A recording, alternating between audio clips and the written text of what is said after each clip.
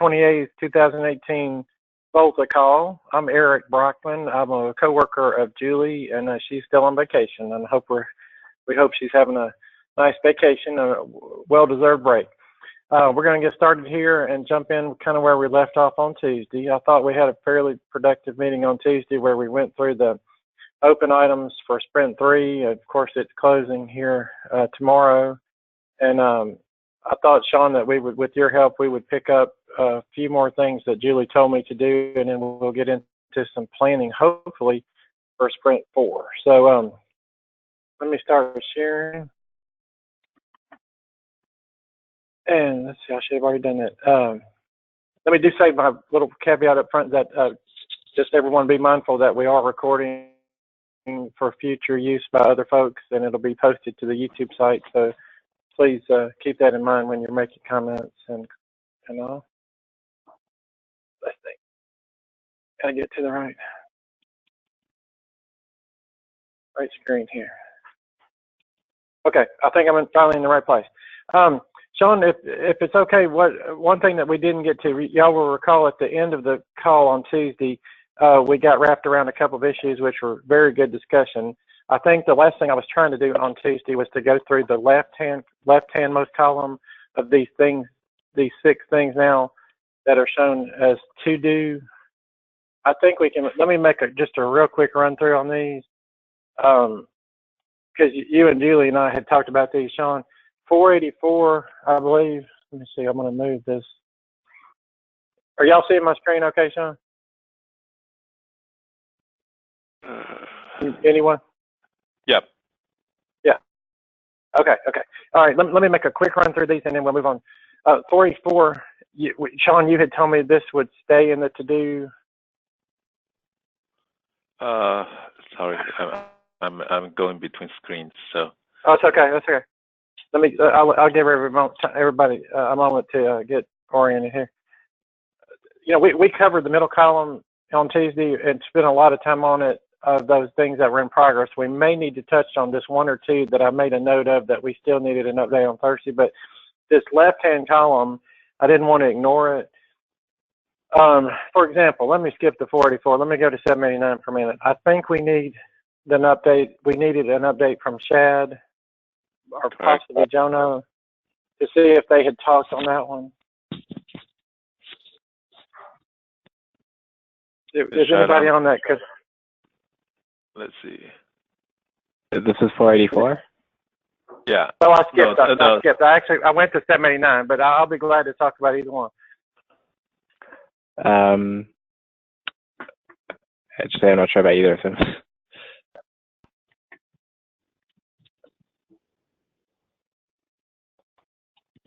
The 789, the waiting for device to be enabled. So Shad was assigned into, I think Chassis would take a look at this. We don't have any update on this one. Yeah, okay. I think the way this is written is not actually a bug. It's hard to tell exactly what the issue that he's seeing is, but he says you would expect the enable procedure keeps going in the background, but actually it does. Yeah, it's hard to tell exactly what the issue is here. I think that's one of the Luca ticket, right? So yeah.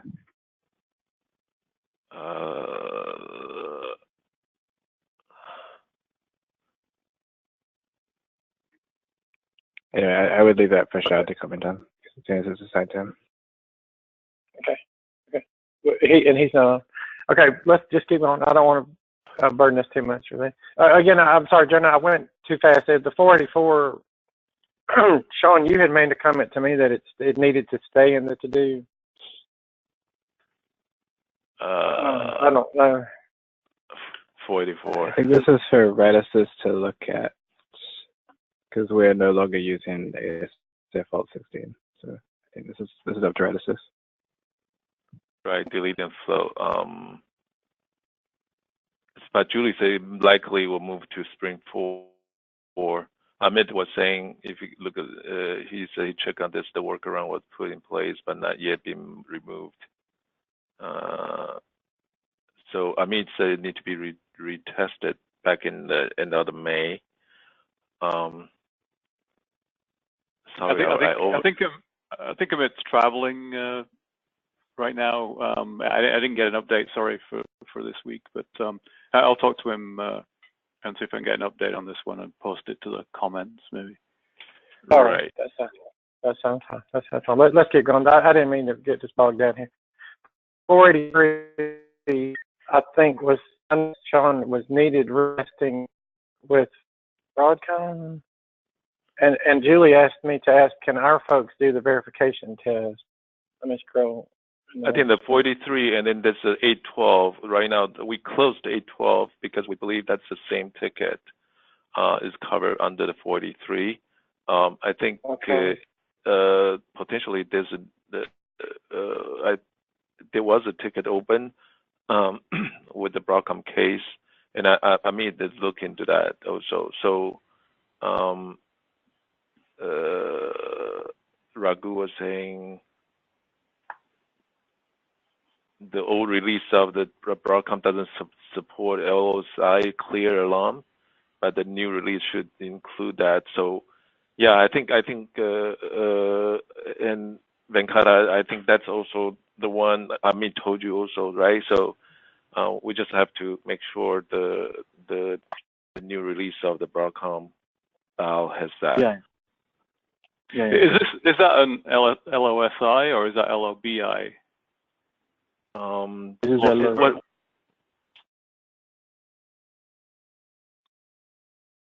is this one is alert.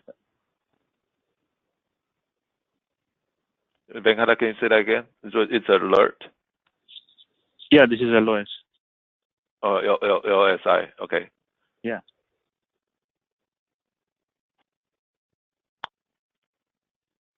So, Sean, can you also see whether that's need to be retested or something like that?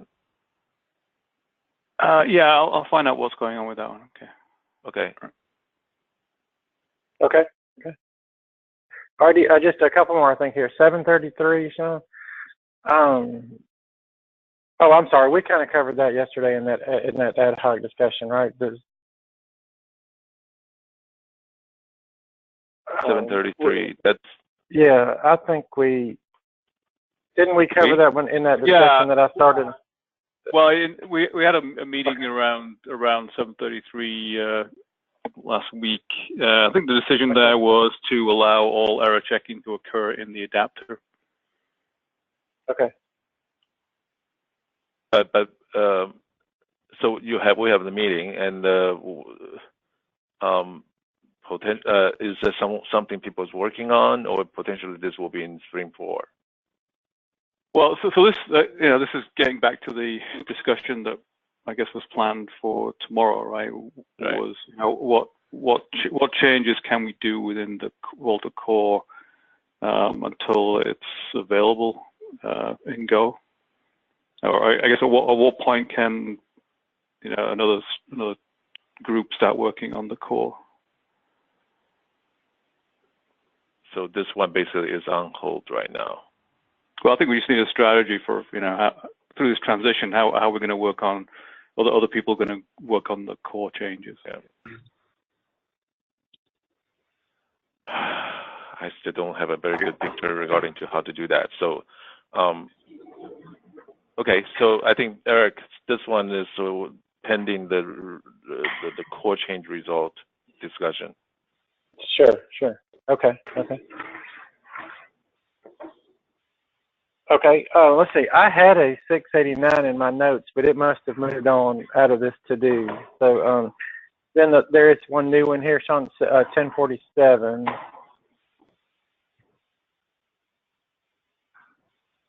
This is Don. Sorry I'm late. We had thunderstorms my way at commute times. Made it a challenge. Oh, quite all right, Don. No, quite all right. I'm glad you joined. We're going through the to-dos on the left-hand side of my screen, and we're at the bottom, 1047. is the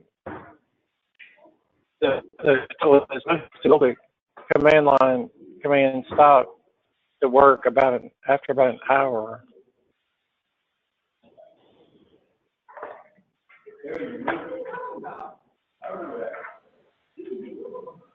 And this one was opened by Luca and assigned to me, and I'm just trying to. Oh, about the CLI command stop working after an hour. VOLTHA started. Has anybody? I don't know when this one was opened. The fixed version is 1.4, and now this one is a blocker for 1.4. Jana, do you have any idea about this one? No, he's obviously just seen this in the work that he's doing, like in this week.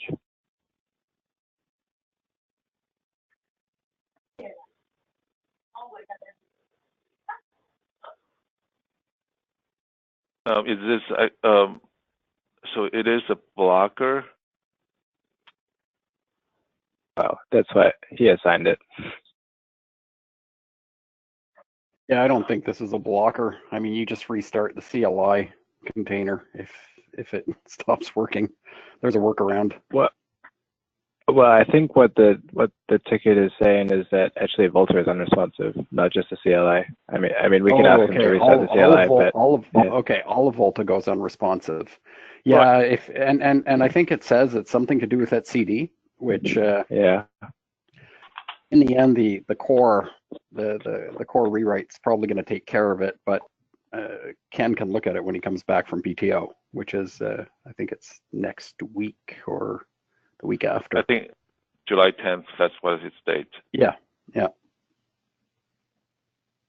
So the week after. Yeah, I don't think we've seen this. I mean, so I don't know. I'd be interested to see what the.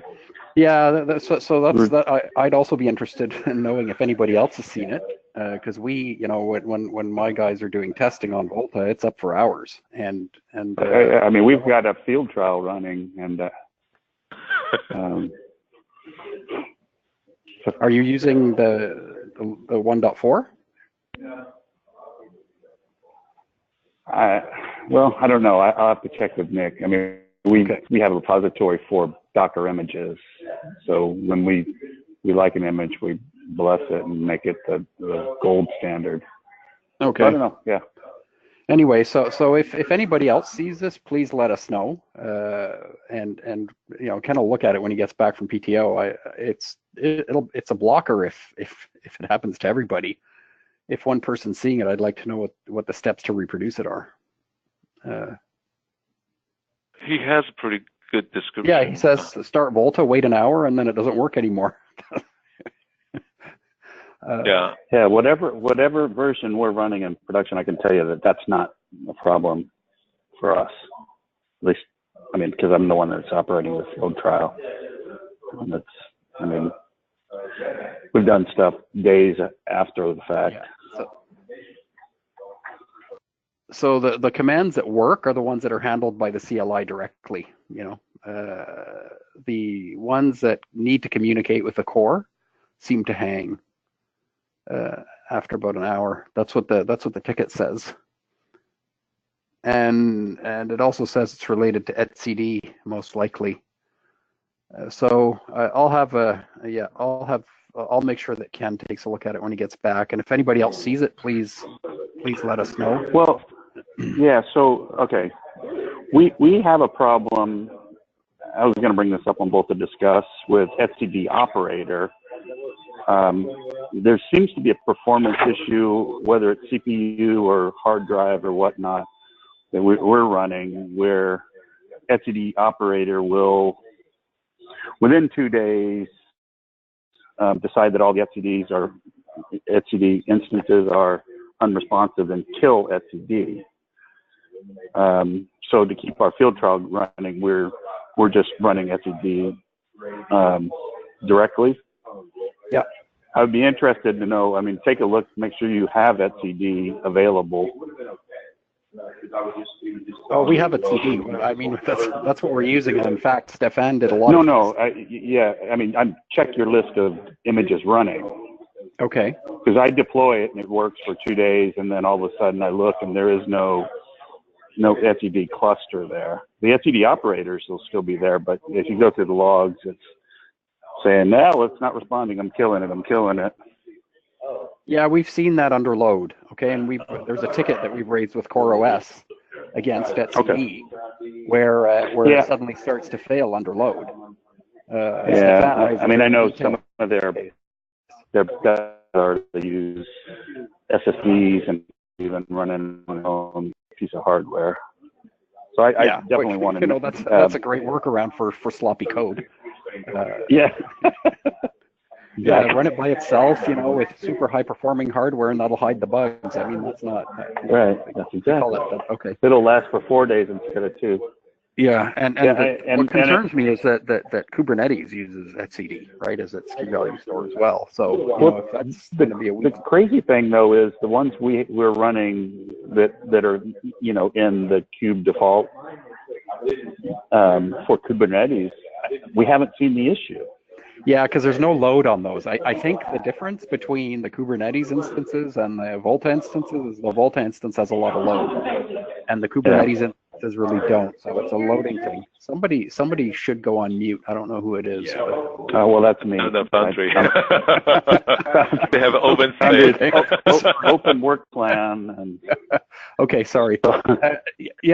Anyway, so I will have Ken look at it. If anybody else sees it, let us know. If it's only one instance, I don't think the priority is blocking. If it's a lot of, more people start to see this, then for sure, it's a blocker. Maybe we have to go back to console or some other KV store that's got more stability under load until the CoreOS guys fix etcd. So we'll look at it.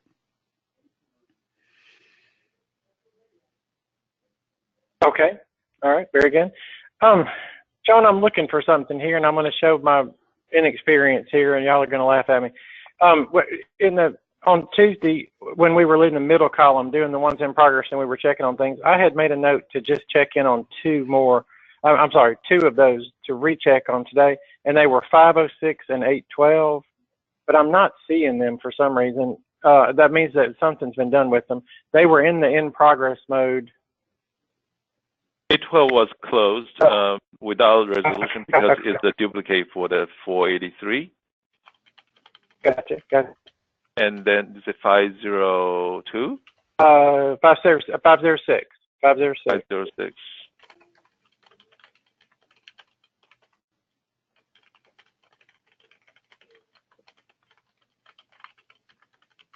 Well, that's still on your list.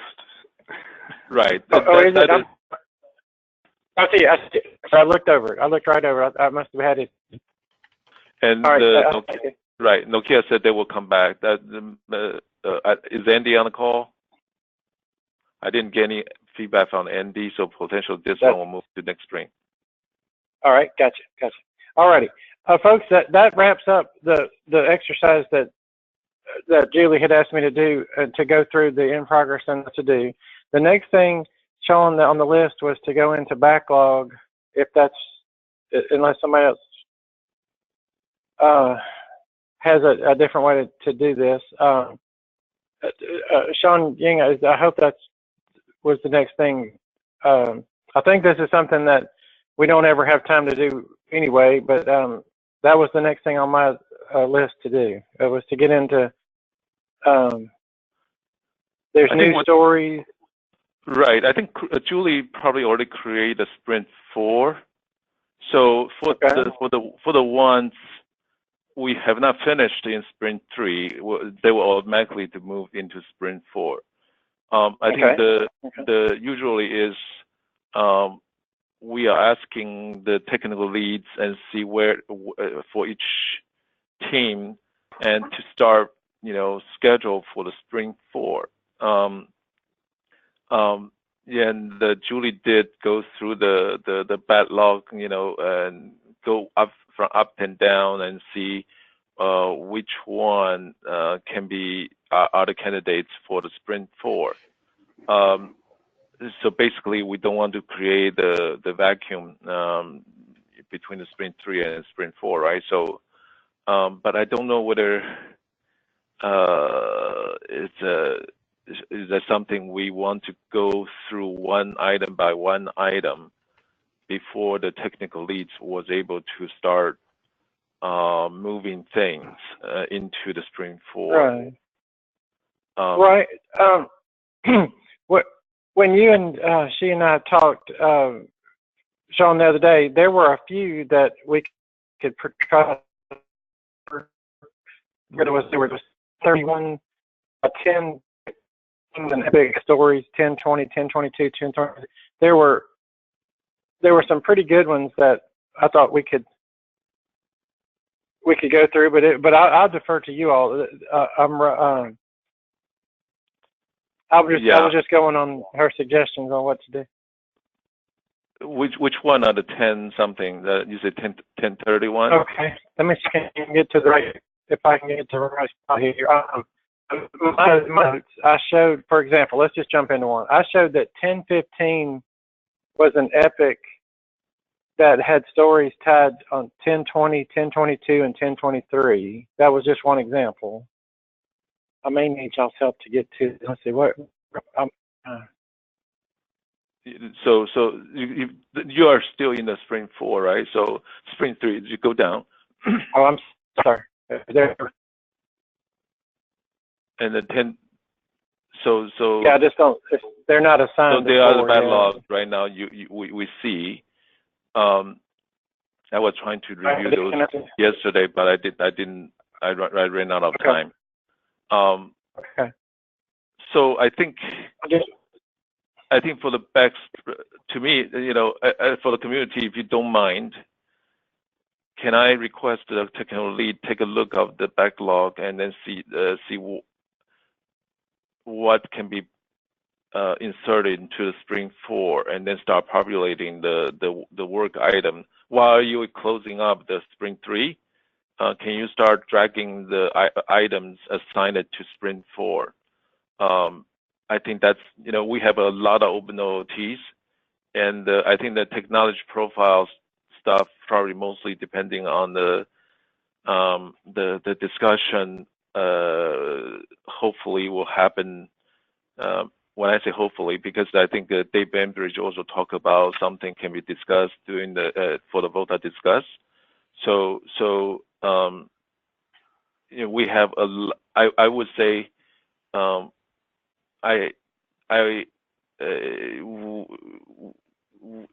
there are things we definitely need to do, without waiting for the repository decisions on the Golang VOLTHA 2.0.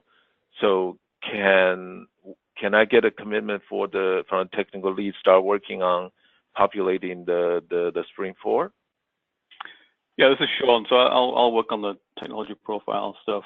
I think Vol 732 and Vol 949 related to ONOS side of things could be started in 4. I think Netsia may have some resources available for that, and I know Jono would be able to help as well. Like I say, I think I'm still looking for a resource for the OpenOLT part of things. I think Resys will be able to apply a resource to that, hopefully in Sprint 4. I'm just waiting for the go ahead on that one. But then there's a bunch in the middle in the core that we kind of need to have a strategy for moving forward on those. And Sergio and Stefan, is there something in addition to the VOLTHA core Golang? Is there additional things can be happening on the Sprint 4? Yeah, so I'm likely going to start introducing proxy changes for Envoy proxy changes for affinity routing. in Sprint 4, but I haven't decided which JIRA I'm going to tackle right away. So, and I'm on vacation the next 2 weeks. As soon as I get back, I'm going to figure out which JIRAs I'm putting into what sprints for the affinity routing stuff, and I'm going to start introducing that. I'm going to fork Envoy for now, and then if they want the code, if they want me to resubmit their code back, then I'll merge it back into the Envoy tree. Otherwise, we'll have our own copy. We'll see. It's a little bit like vendoring, so that we're sure we have a working version and they don't break it, which they've done in the past. So yes, I will look at that, Sean. Outside of the goal. So affinity, affinity affirmative routing.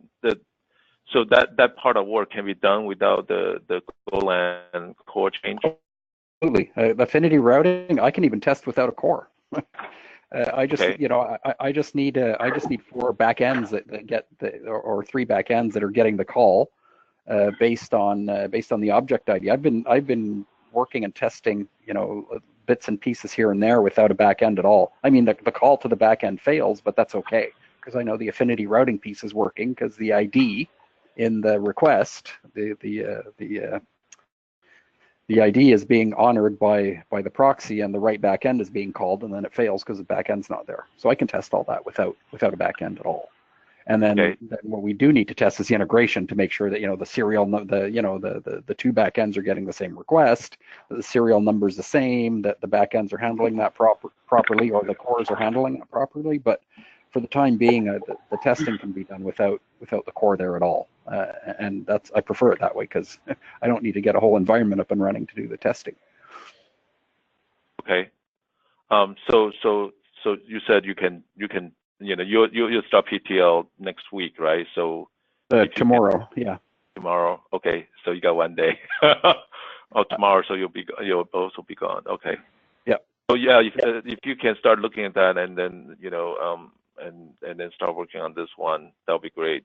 So what, based on people, I think that Ken is away and you are away, and then so Ken is back on the 10th, and I'm back on the 16th. Okay. And then the Chip is also on vacation. I think he's also coming back on the 10th. So basically, I don't believe any OpenOMCI work will have any much progress at this point. But in some sense, I give a. You know Matt's working OpenOMCI, right? Yes, I do. Yes. So the Mac will continue work on the Broadcom ONU adapter portion, right? To convert that to match the OpenOMCI ONU adapter Atran has. That would be great. And then the Chad, are you on?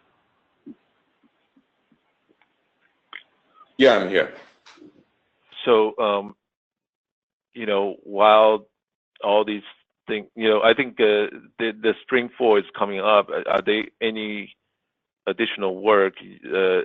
I'm sure they are. Can you start populating the OpenOOT related work into the Sprint 4 also, so we have a continuity? Yes, I was planning on doing that. So Sprint 3, we have OpenOLT migrated to BAL 2.6, which is a long-term support release. So, and that has a lot of changes for traffic management. And so we were waiting for getting onto the traffic management stuff until after we have done the BAL 2.6. So that's done. So the next sprint will take on the traffic management / technology support, technology profile support kind of stuff. I'll move things into the next sprint for that. And maybe you can work with Don on the items. You continue need the Foundry to work on OpenOOT related stuff, right? So I think we do have some progress on that.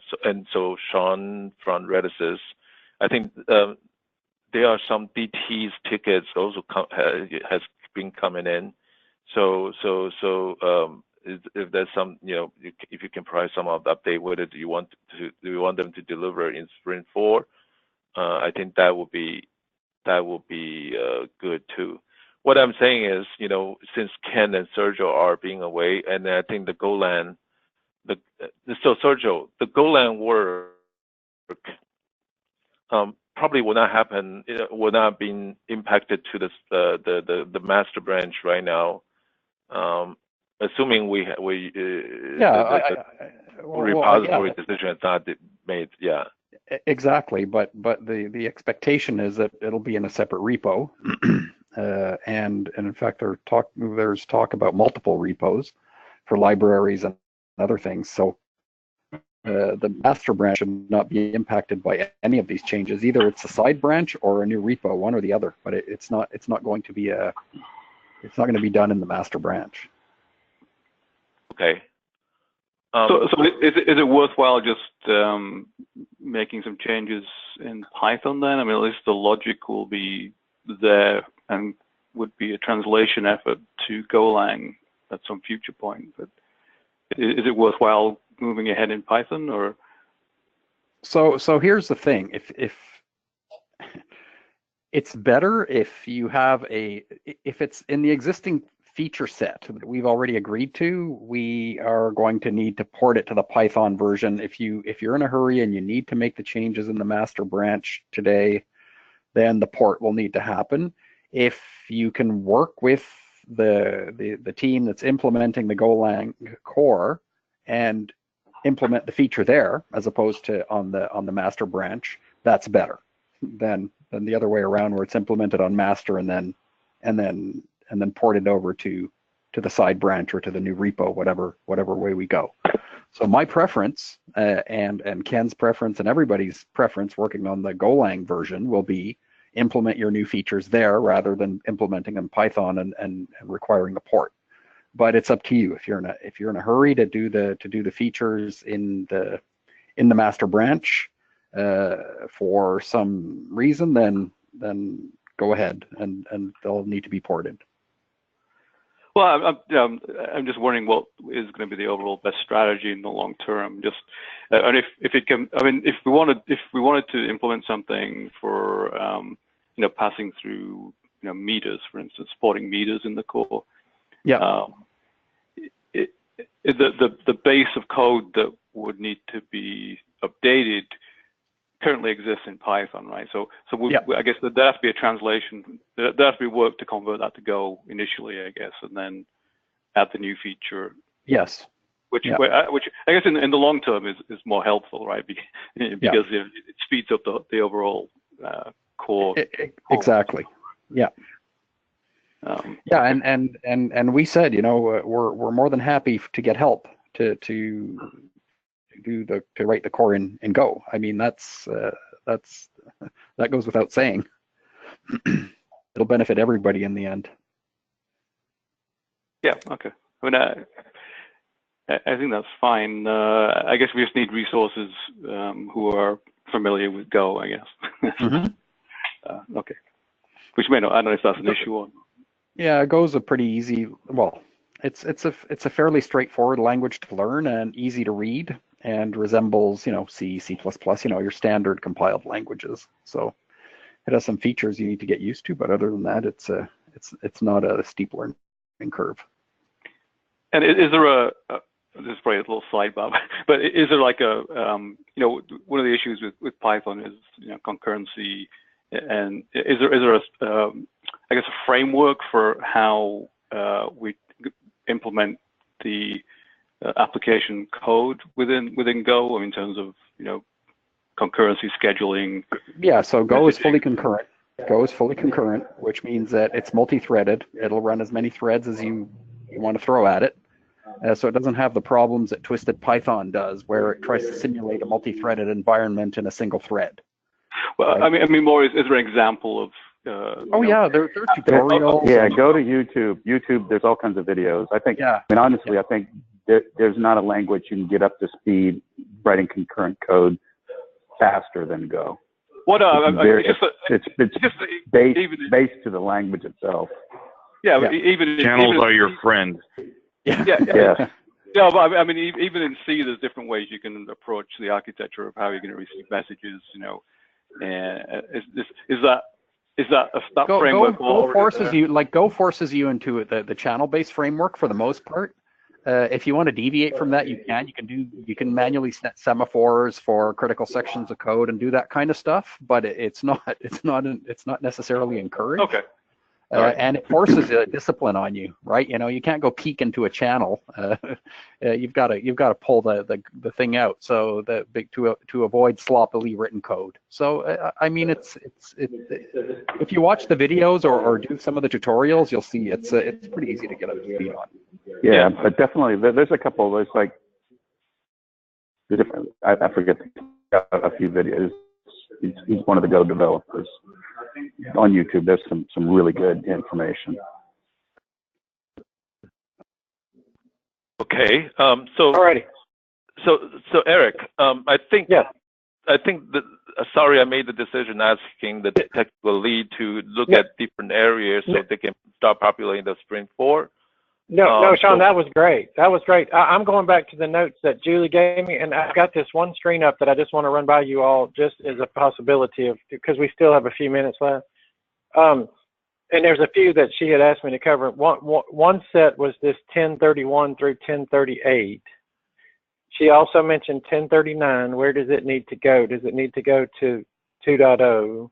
And then there was a 1030, which I have all on the screen about VOLTHA hanging. And she asked me to ask, is this a bug? So if you want to, Sean, you're the boss here, but if you, I mean, I'm ready to go through these handful, or if you guys want to talk about something else, I'm just. Can you select VOLTHA hangs? I just want to see the text, because I think that may be one we've already discussed in the past, where we've said the new proxy solves the problem, but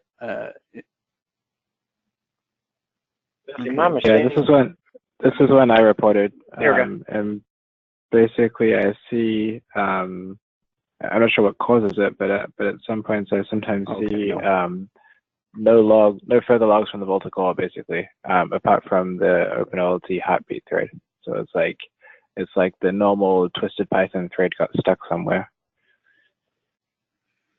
because usually it's very chatty in the logs. Usually every second there's hundreds of logs. So you're saying this happens with the OpenOLT? Does it happen with the the simulated OLT adapter, or just? I've never seen it with simulated or PunSim on the OpenOLT. Okay. And one thing is, I know OpenOLT is spawning off other threads for heartbeats and for other things. So I wondered if it was related to that. Okay. Yeah. No, this isn't the one I was thinking of. This is a different one. But unfortunately, I don't have consistent ways to reproduce, so I put it here, and I think we just have to see if it pops up more for other people. And if it doesn't for a while, then I guess we can just close it. Okay. So, Don Newton, is this something we can observe in Foundry also?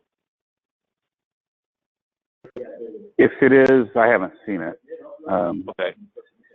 But I guess my question, to clarify, Jono, it quits logging, but are we saying that it's no longer responsive as well? Yeah. Yeah, it just doesn't respond to CLI commands or any gRPC commands on the core. Okay, so to my knowledge, we haven't run into this. So, Jono, what's the next step we should do is people to observing this one, and then if they sing it. Yeah, I saw it I think 3 times. So I mean, it happened a couple of times for me. Like I say, I don't know how to reproduce. I say I think leave this here, see if it pops up. If it doesn't pop up again, then we can just close it and assume it was a gremlin somewhere. But is there something like Sergio can investigate, or at the meantime, or I think it's hard. It's hard to. I mean, I have a log from one of the times it happened, I think, but I'm not sure how helpful it is, given that I don't know how to reproduce it. Okay, so we need to find a way to reproduce this. I actually sent you an email. I have no idea.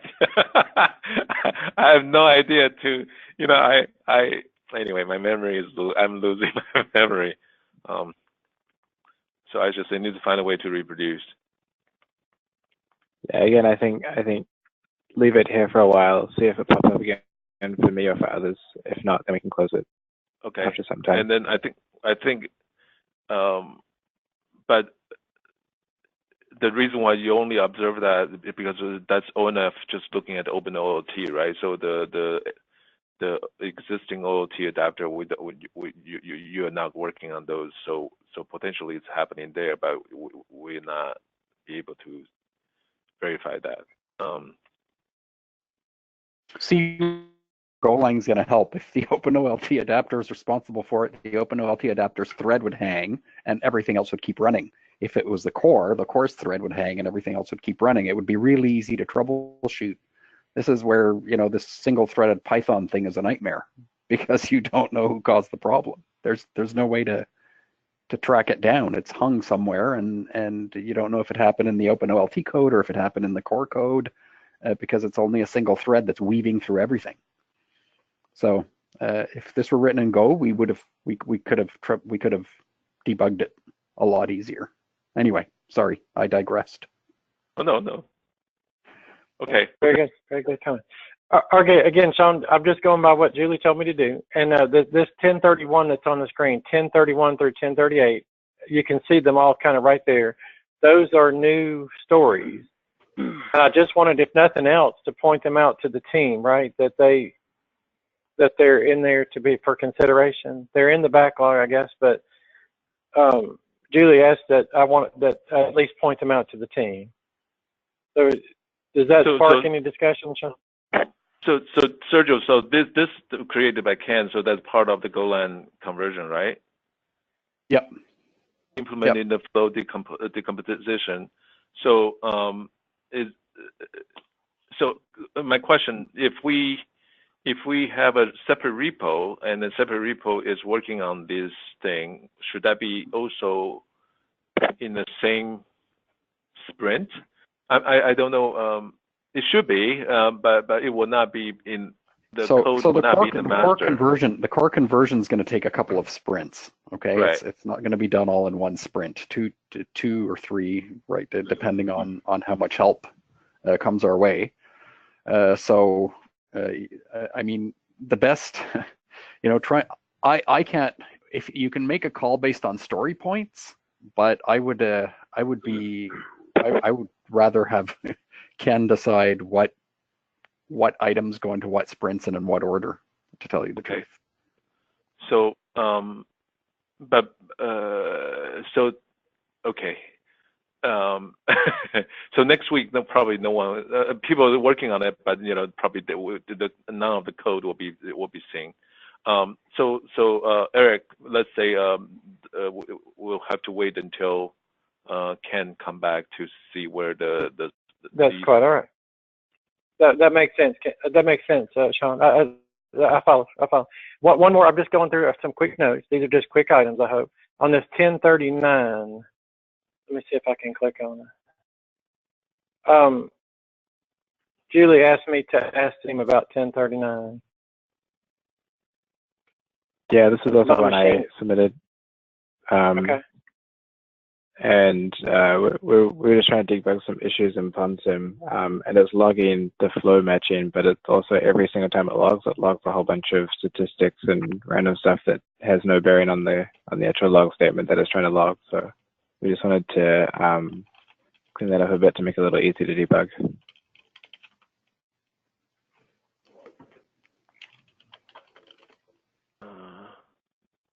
I guess Julie was asking me, Sean, or John, of getting a feel for when does it need to go to? Does this need to go into 2.0? Is what I wrote. I don't know. Does that make sense? I think it's a minor thing. It just helps debuggability. So it's okay. And I think Jeff from Netzio was possibly going to be working on that. Alrighty. Okay, so Jeff is mostly working on the PON-SIM, right? So John, what you're saying is Jeff and you will continue work on this one. If we can, this is PON-SIM, not PON-SIM version 2. Is that correct? What? Oh no, it is V2. Yeah. PON-SIM We're not working on V1. No one's working on V1 now, right? So, so I think. Okay, so you're saying it's low priority. The PON-SIM is still working, but it just spit out some of the log, right? Yeah. So I think Eric, since someone's working on this one, we'll still we still wanted to begin with the VOLTHA 2.0. Okay. Alrighty, let's see, guys. You told me to cover. So so Volt 1038, is that an overlap, or is that basically the translation from Python to Go, or the technology profile logic in the core? Because there's already some existing stories for that one. This is because this one belongs to the refactor, the VOLTHA core, right? So, so basically, it's Golang version of the Yep. ticket. Yep. Anything in that refactor category should be the conversion. Okay, so there may not be an initial version, I guess, if we go directly to Go, right? So, yes, exactly. Okay. Then all right. Yeah. Then that one can just get closed. Yeah. Okay.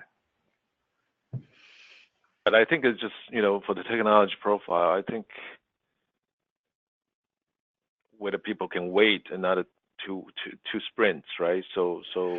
Well, so Sean, it depends, right? If somebody's implementing the technology profiles in the Go version instead of the Python version, you'll get it in about the same amount of time, more or less, right? Just because the core coding isn't complete doesn't mean the core is going to be non-functional. The whole idea here is to get it as functional as quickly as possible with features missing, and then they'll be added in as time progresses. Right, it's I'm hoping this is not going to be a big bang where in 3 sprints suddenly the entire core is there. At the end of sprint 1, maybe we'll have you'll be able to connect to it. It won't do much. But at least it'll be there, and you'll be able to connect to it and start sending commands. That's sort of the expectation. Okay, it's not going to be a big bang where it's not there and suddenly it is. Yeah. We're supposed to talk about the. So Eric, what's on the schedule? Oh, you mean just the next few minutes here? Yeah. Yeah. I'm running out. She asked me to look at 1019 and 1018, and then 1015, and that's about it. I'm running out of things to talk about. 1018 flow. What? Yeah, that's one of them. That was one on the. My machine is all of a sudden running very, very slow. I'm sorry, folks. Let me see. I clicked on it, but it's not coming. There it goes. I think this one's pretty minor. I think it would go to sprint 4 possibly as a low priority. Is what we said. This is opened by Nick. The flow update callback error. It's reported six days ago. Since it's open as a bug. I thought only bulk update was supported. Is this something new, or is this something else completely?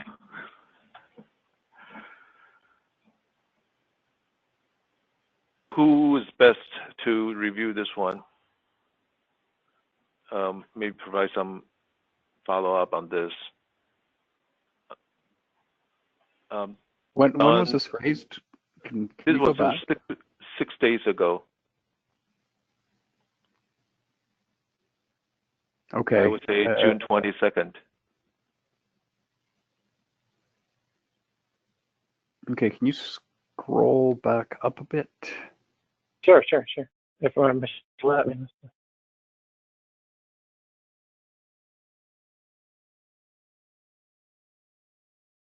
Yeah, this is going to have to be one of my guys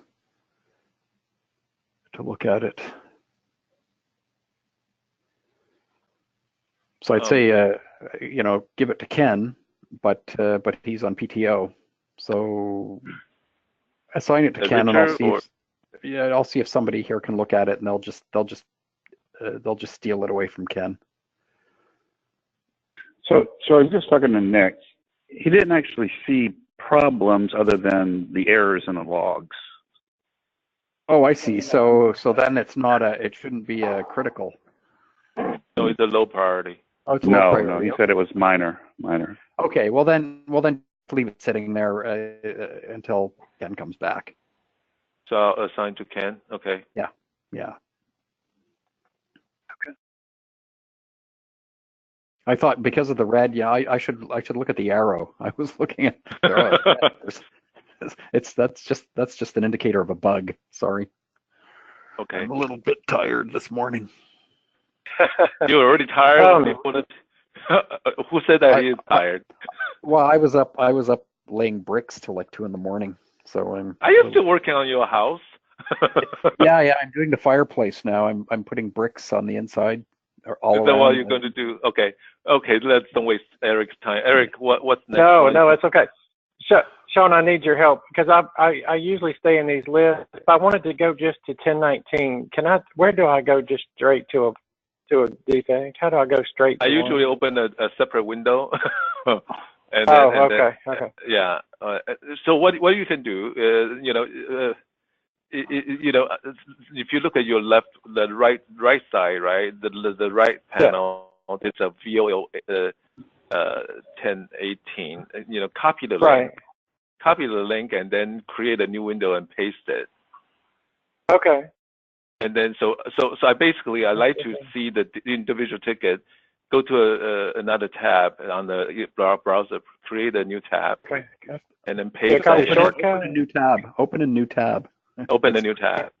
Yeah, if you right-click on VOL 1018 and say open a new tab, it's a lot faster. Okay. I got you.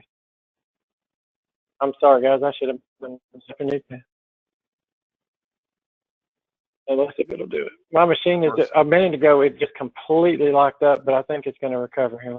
Yeah, Internet Explorer. That's probably the problem. I use. Okay, here we go. Okay, guys, that'll get me because if it'll ever come up, I can see my. I got a really. Usually, I just update. Yeah, I update. Overtype it. Yeah. Overtype it. Yeah. I use the slow version. I should have known. All right, let me try 1019 here because she said to cover 1019 if we had time. Let me see if I can get it to pull up. My machine a minute ago when y'all were discussing things and I was sweating, but it finally covered. All right. Don't sweat. We will not bite you. I think this is a very mild okay. Here. That is true, Sean. I shouldn't be worried about you.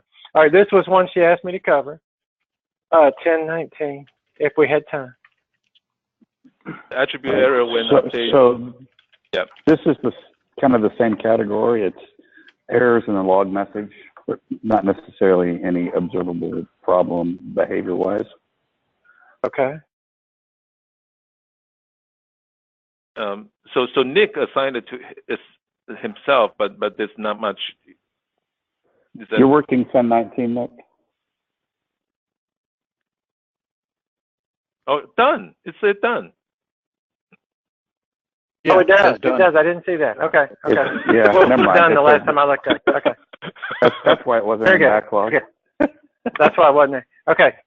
And then this was the last one, Sean, that she asked me to look at. This is an epic. Can get it come on. Okay. 1015. Let's see if it'll come on.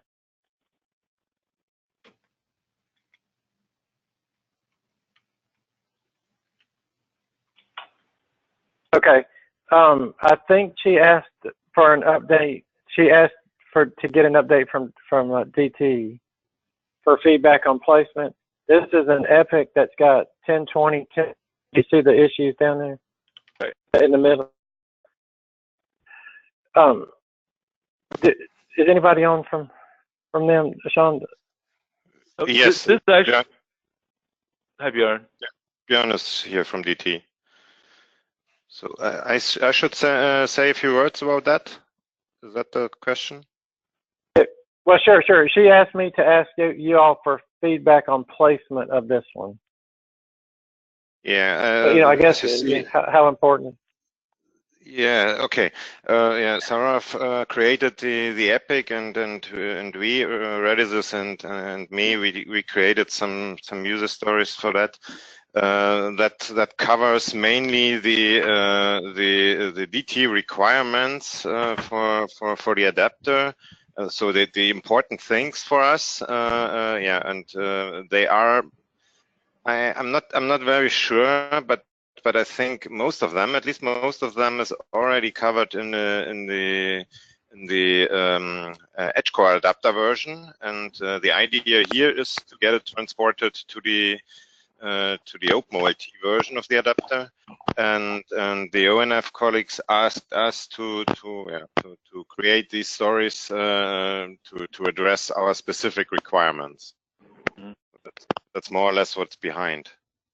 Right, and then I think so Björn, the Redis and ONF will probably schedule which sprint these will be delivered, right? Yeah. So the important point of us. So currently, our setup, what we have currently running, still runs with the edge core adapter. So as long as we don't have to support the tech profiles, and as long as we have the OLT, the GPON codes in the core, so long we don't need to have features in the OpenOLT, so we can run the edge core adapter. At this point in time, when we cannot use the edge core adapter anymore because there are some major parts missing to support this new architecture with the tech profiles and so on. At that point in time, we need these features covered in the OpenOLT adapter. So then we can move our setup from the edge core adapter towards the OpenOLT adapter and run it with the OpenOLT adapter. So that's are you saying something stopped working, or it's still working right now? It's still working. It's still working, but based on the edge core adapter, on the specific edge core adapter. Okay. Yeah, this is just parity of features basically between edge core and the OpenOLT. Okay. Is this one specific for the OpenOLT, or? This one here, these three are specific for OpenOLT because I think they at least two of these three are already addressed for the edge core one year before or whatever, I don't know, and already solved. So that should come by itself with the approach of feature parity. But not all of these are already covered by the edge core. I think one of these is not covered. I think that the CVLAN tagging or the CVLAN story. Yeah, what I'm going to do is I'm going to assign to under the OpenOLT's epic or something like that, because right now, from the title, it's hard to see whether it's applied to the OpenOLT. I think that's the reason why there's some confusion here. And I was so I'll do something to make it a little bit. It will spell out OpenOLT. Okay. That'll be great. Thanks. Okay. Bjorn, thank you for that. I didn't mean to put you on the spot, but I appreciate you talking about that for a little bit. Sean, I'll let you have last word. I guess we're about ready to close up here. Sean, so we are meeting tomorrow to talk about the strategy regarding to the Golang core. Okay. But so Sergio, I think everybody, and Dave Bainbridge, and then Shad, and others, Sean, everybody else. I keep thinking the strategy is how exactly we will branch this out or fork the repository out. Am I wrong? That is the discussion, right? Whether to create a fork or whether to create a new repository for the core and potentially some of the libraries. That's the intent of that discussion. Right. And so I don't think it's going to take a long time, to tell you the truth. Okay. One or two people may have proposals, and everybody else will go, yeah, that sounds like a good idea. Let's go with that. So I can't be there. You cannot be here, so Dave can. Dave will represent us in the discussion. Yeah. Okay, and I think Shad also has something on the VOLTHA Discuss. He had an email. So okay. So I schedule for 2 hours. So if that's too long, I can shorten the time frame. I'll be at ONF tomorrow anyway. So maybe I'll shorten that a little bit, and I'll provide the calling information just in case people wanted to call in also. I'll provide information on the VOLTHA Discuss by the end of the day, and so let's have that discussion so we can formalize it. I'll check whether we can continue use with the Joe meeting, because I think the WebEx recording is better than the recording AT&T Connect's doing. I only have the AT&T Connect, so I'll figure out, and I'll provide the calling information for people who wants to call in. I send out some invite, and people already accepted. So I will update that invite. But again, I'll post that in the VOLTHA Discuss. Ken also send out the document about the API addition and delete and remove and modify. I hope everybody is reviewing that document also. So I think that document will be the basics. Sergio, that will be the basis for the interface change between the Python version to the Golang version, right?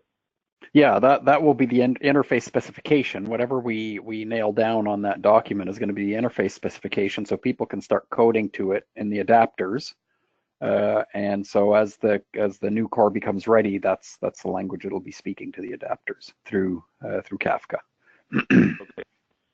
And so I guess the version Ken submitted probably is still okay, since he's being away from the vacation. So if there's any update. Yeah. He hasn't made any updates, but I think a discussion is required. I saw there's been some discussion on VOLTHA Discuss already. Okay. So we're gonna need to nail that down fairly quickly. So some discussion's going to need to take place, and I'm just not sure when with everybody on vacation, but it can't happen earlier than July 10th because that's when Ken's back.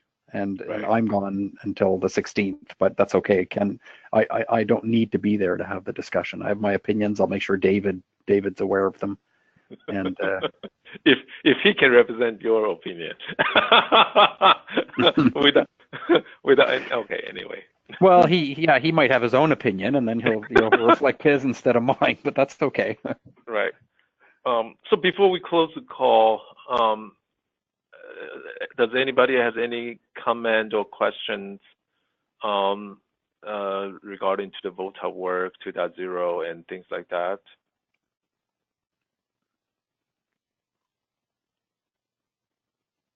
Okay. I think we'll continue request resource. I think Golang, the core refactoring probably require additional help, so we can shorten the sprint. And then I think the OpenOMCI and OpenOOT and then technology profile, all these are big items. I think the sprint 2 is a little bit, the sprint 3, the progress, I think there's some progress, but I'm hoping, in order for us to deliver this 2.0, we need to speed up the delivery of the code. Eric, that's all I have, and I'll send out the meeting for tomorrow. Do you have anything? No, Sean, thank you so much for helping me get through this. And no, and I'm sorry. I really thought we were stopping at the top of the hour. I don't know if we're over or if we had 30 more minutes, but I'm out. I'm out of things. Sorry, we always expect Thursday will be 90 minutes anyway. So you actually. Oh, okay. Well, Sean, I am out of things that Julie told me to ask about that you and I had discussed, to be on here. So that's good. So I can either give folks back time, or if there's any other discussion, we can hang on. Did you post the recording on the Tuesday? Do you know how to do that? Or no, I don't, Sean. We can work offline on that. I do have it, and I processed it, but I didn't know how to post it. And so Julie had just told me to hold on that, but I can. Okay. I can work with you. The resulting file is pretty large, so I can't send it to you within the company, but I could post to a SharePoint or whatever. To post it, so I think that's fine. If anybody need those information urgently, let me know. Otherwise, the recording for this week will be posted next week. Yeah, said Monday. You're right. I can work with her on Monday. Yeah. And even the Wednesday will be the July 4th. We'll continue to have the Tuesday and Thursday call next week. So there's no cancellation for anything around the holiday. Okay. So see you guys next week. Bye. Thank you. Thanks, Eric. Thanks, everybody. Sure.